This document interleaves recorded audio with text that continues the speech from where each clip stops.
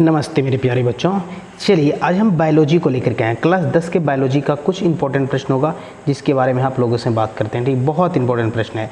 देखिए जैसे कि आपका पहला प्रश्न इसमें क्या है, जैव प्रक्रम। ठीक है, जैव प्रक्रम ये ठीक है, ये आपका पहला चैप्टर है जैव प्रक्रम। इसमें आपका पहला प्रश्न है पादप में जाइलम उत्तरदायी है। ठीक है, पादप में जाइलम उत्तरदायी है किसके लिए? जल के वहन के लिए। एक का आपका ए नंबर हो जाएगा। ठीक है, चलिए उसके बाद आपका देखिए दूसरा प्रश्न आता है, प्रश्न नंबर 2। देखिए आपके क्या कहता है, पत्तियों में। ठीक है, पत्तियों में, इसमें सबका इंपॉर्टेंट प्रश्न है आपका। ठीक है, पत्तियों में गैस का आदान प्रदान। पत्तियों में गैस का आदान प्रदान किसके द्वारा होता है? तो ये आपका रंध्र के द्वारा होता है। ये आपका बी नंबर हो जाएगा। 2 का आपका बी नंबर हो जाएगा। क्लियर।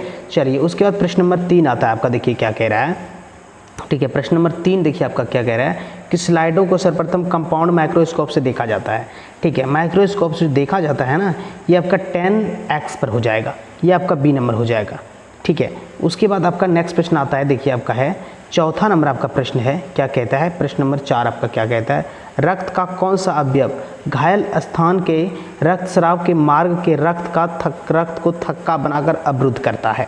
ठीक है, रक्त को थक्का बनाकर अवरुद्ध करता है आपका प्लेटलेटस। सी नंबर हो जाएगा 4 का आपका। ठीक है, चलिए उसके बाद नेक्स्ट प्रश्न देखिए आपका आता है नंबर 5 नंबर प्रश्न। देखिए आपका क्या कहता है, प्रश्न नंबर 5 को समझना है आपको। ठीक है, प्रश्न नंबर 5 को आप समझिए। देखिए हृदय से रक्त को संपूर्ण शरीर में पंप किया जाता है। ठीक है, किसके द्वारा? तो ये आपका हो जाएगा निलय द्वारा। 5 का आपका बी नंबर हो जाएगा। चलिए उसके बाद आपका नेक्स्ट प्रश्न आता है प्रश्न नंबर 6। देखिए प्रश्न नंबर नेक्स्ट प्रश्न आपका आता है 6 नंबर। देखिए क्या कह रहा है, ईसीजी का पूरा नाम आपको बतलाना है। ठीक है, ईसीजी का आपका पूरा नाम होता है इलेक्ट्रोकार्डियोग्राफ। ठीक है, इलेक्ट्रोकार्डियोग्राफ आपका बी नंबर हो जाएगा। 6 का आपका बी नंबर हो जाएगा। चलिए उसके बाद प्रश्न नंबर 7 आपका आता है मैग्नीशियम पाया जाता है। मैग्नीशियम पाया जाता है, मैग्नीशियम किसमें पाया जाता है? क्लोरोफिल में। 7 का आपका ए नंबर हो जाएगा, क्लोरोफिल में।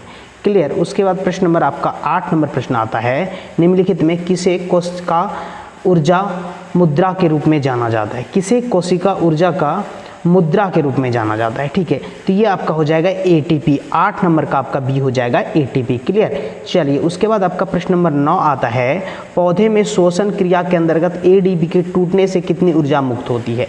ठीक है, टूटने से आपका होता है 3.5 kg मोल प्रति मोल। ठीक है, तो 9 का आपका बी नंबर सी नंबर हो जाएगा। 9 का आपका सी नंबर हो जाएगा। उसके बाद प्रश्न नंबर आपका 10 आता है। देखिए 10वां नंबर प्रश्न है, प्रकाश संश्लेषण क्रिया में ऑक्सीजन बाहर निकलता है। प्रकाश संश्लेषण की क्रिया में ऑक्सीजन बाहर निकलता है जल से, इसीलिए 10 का आपका बी ए नंबर हो जाएगा। क्लियर। चलिए उसके बाद आपका नेक्स्ट प्रश्न आता है 11 नंबर, स्वपोषी पोषण के लिए आवश्यक है। ठीक है, स्वपोषी पोषण के लिए आवश्यक है, इसमें CO2, क्लोरोफिल, सूर्य का प्रकाश सभी हो जाएगा आपका, डी नंबर हो जाएगा सब। चलिए उसके बाद प्रश्न नंबर नेक्स्ट आता है आपका 12 नंबर, ऑक्सीन। ठीक है, ऑक्सीन क्या है? तो देखिए ऑक्सीन आपका एक वसा है। ठीक है, ये आपका हो जाएगा 12 का ए नंबर वसा है। चलिए उसके बाद प्रश्न नंबर आपका 13 नंबर आता है, द्विखंडन होता है। ठीक है, द्विखंडन होता है किसमें? अमीबा में। 13 का ए नंबर हो जाएगा आपका अमीबा में। क्लियर। उसके बाद आपका प्रश्न नंबर आता है 14, इथाइल अल्कोहल किस प्रकार के शोषण में बनता है? तो इथाइल अल्कोहल बनता है आपका अवायवीय शोषण में, इसीलिए 14 का आपका बी नंबर हो जाएगा। उसके बाद नेक्स्ट प्रश्न आता है आपका 15 नंबर, यकृत से निम्न में कौन सा रक्त रस निकलता है? यकृत से। ठीक है, यकृत से आपका निकलता है पित्तरस, इसीलिए 15 का आपका सी नंबर हो जाएगा पित्तरस। उसके बाद प्रश्न नंबर आपका 16 आता है, प्रकाश संश्लेषण होता है।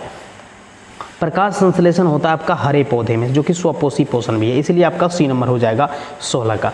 उसके बाद नेक्स्ट प्रश्न आपका 17 नंबर आता है, हरे पौधे कहलाते हैं। ठीक है, हरे पौधे कहलाते हैं, ये उत्पादक कहलाता है। 17 का ए नंबर हो जाएगा आपका।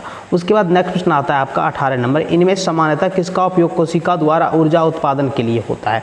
ठीक है, ऊर्जा उत्पादन के लिए होता है तो कोशिका द्वारा ऊर्जा उत्पादन के लिए ग्लूकोज है आपका सी नंबर हो जाएगा आपका। ठीक है, उसके बाद नेक्स्ट प्रश्न आता है आपका 19 नंबर, मनुष्यों में सांस लेने और छोड़ने की क्रिया को क्या कहा जाता है? मनुष्य में सांस लेने और छोड़ने की क्रिया को श्वासोच्छ्वास। 19 का आपका बी नंबर हो जाएगा। उसके बाद नेक्स्ट प्रश्न आता है आपका 20 नंबर, निश्वास द्वारा निकली वायु में रहती है। ठीक है, निकली वायु में रहती है, जो छोड़ते हैं हम लोग, ये कार्बन डाइऑक्साइड होता है, CO2। ठीक है, उसके बाद नेक्स्ट प्रश्न आता है आपका, देखिए प्रश्न नंबर नेक्स्ट है आपका 21 नंबर प्रश्न है, प्राकृतिक में ऑक्सीजन का संतुलन कैसे बना रहता है? प्राकृतिक में ऑक्सीजन का संतुलन बना रहता है प्रकाश संश्लेषण से, इसीलिए 21 का आपका बी नंबर हो जाएगा। उसके बाद नेक्स्ट प्रश्न आता है आपका 22 नंबर, रक्त इनमें से किसकी उपस्थिति के कारण लाल दिखता है? ठीक है, रक्त किसके उपस्थिति के कारण लाल दिखता है? तो हेमोग्लोबिन, आपका 22 का आपका बी नंबर हो जाएगा, हेमोग्लोबिन के कारण। और 23 नंबर प्रश्न है, इनमें कौन प्रकाश संश्लेषी अंगक है? तो प्रकाश संश्लेषी अंगक आपका हरित लवक है, 23 का आपका ए नंबर हो जाएगा।